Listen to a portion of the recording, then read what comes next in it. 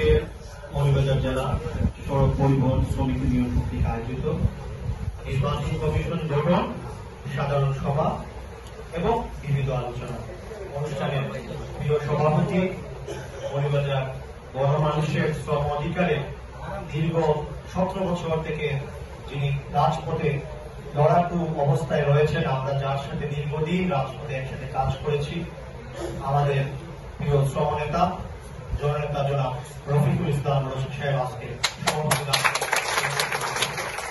আমাদের মাঝে বিশেষ অতিথি হিসেবে উপস্থিত রয়েছেন মৌলভীবাজার জেলার ট্রেড ইউনিয়নের অভিভাবক, যার সাথে আমার একটু আগেই আজকে পরিচিত হয়েছি, জনাব সাইফুদ্দিন সরকার, এবং আমাদের আরেকজন মুরব্বী যার সাথে দীর্ঘদিন ধরে আমরা বিভিন্ন শ্রমিক মালিক ভাতৃত্ব বন্ধনে আমরা একসাথে আবদ্ধ রয়েছি, জনাব নুরুল ইসলাম ভাই, এবং আমার বড় ভাই একটু আগে তিনি ছিলেন জামাতের এবং ট্রেড ইউনিয়নের নেতা জনাব আলাউদ্দিন শাহ, এবং আমাদের প্রিয় আরেক ভাই জনাব তঞ্জু খান। আমি সময় সংক্ষিপ্ত, আপনারা অনেকক্ষণ ধরে বসে আছেন, আর আসলে বিশেষণ আপনারা সবাই জানেন, সবাই পরিচিত।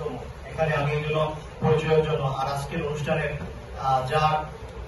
যার নেতৃত্বে এই মৌলভীবাজার জেলায়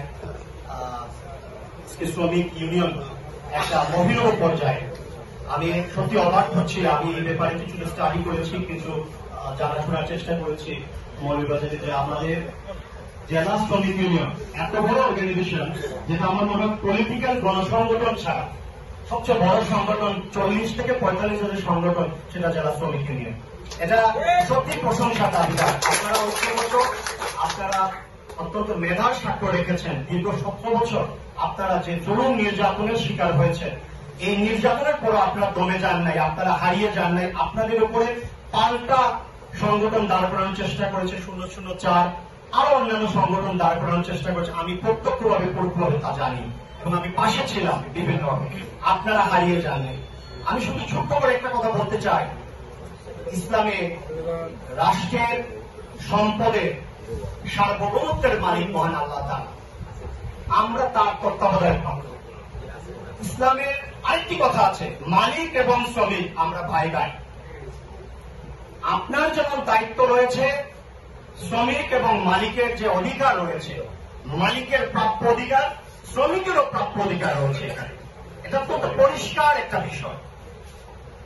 তা আমার একটা ছোট্ট অনুরোধ আপনাদের নিকট, যেখানে আপনাদের বিভিন্ন ভেদাভেদ বা বিভিন্ন রকমের চাওয়া পাওয়া, এখন সময় বড় খারাপ সময় যাচ্ছে। আপনারা জানেন, কিছুদিন পর পর দেখা যাচ্ছে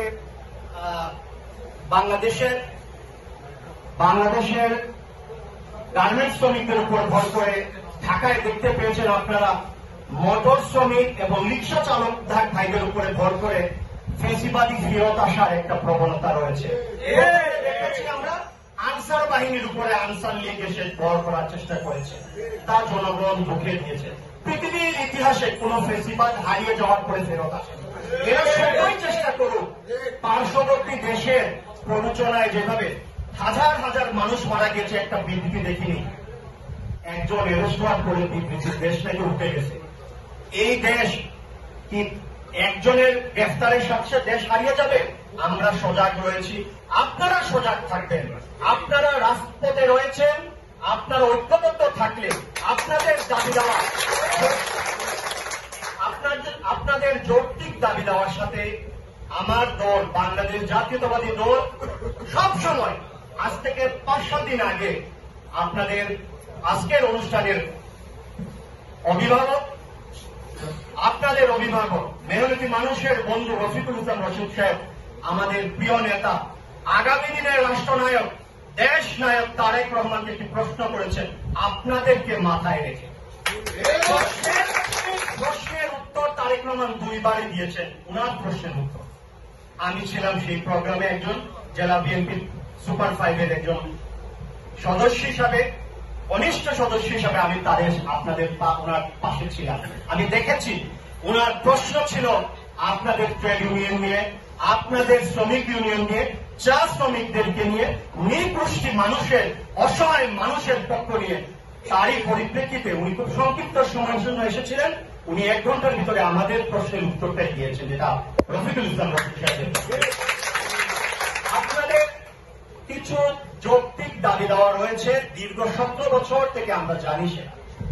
সেই দাবি দেওয়াকে পুঁজি করে কোন ফেসিবাদী হারিয়ে যাওয়া, পালিয়ে যাওয়া যেন আপনাদের উপর ভর না করে, সেই ব্যাপারে আপনারা সজাগ এবং সতর্ক থাকবেন।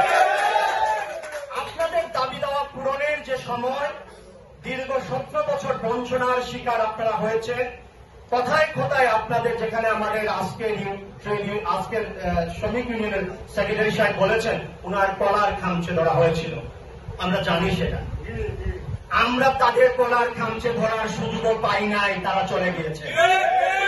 প্রিয় নেতৃবৃন্দ, আমি আপনাদের যে নেতৃবৃন্দদের বক্তব্য আমি শুনেছি, এবং আপনাদের বিশেষ করে আমাদের মুরব্বী নুরুল ইসলাম ভাই যে কথা বলেছেন, আরো আমাদের অভিভাবক, আমাদের সভাপতি সাহেব বলবেন, অলরেডি বলেছেন। আমি সবার বক্তব্যের সাথে একমত। এখানে যে কথাটা উঠে এসেছে, বঞ্চনা, অবাধ সুষ্ঠু নির্বাচন, আমি আপনাদেরকে বলে দিতে চাই, দীর্ঘ 17 বছর তো আমরা নির্বাচনের জন্য আন্দোলন করেছি। আমরা তো 17 বছর গণতন্ত্রের জন্য আন্দোলন করেছি। আপনাদের দাবি আর আমাদের দাবি তো এক। ইনশাআল্লাহ আগামী একটা প্রস্তাবনা রেখেছি আপনাদের জন্য, একটা সম্ভাব্য তারিখ ঠিক করেছি। যদি আমাদের নির্বাচন কমিশনার সাহেব আসেন, আমি আগামী 1 সপ্তাহের ভিতরে আমি ওনার সাথে বসবো।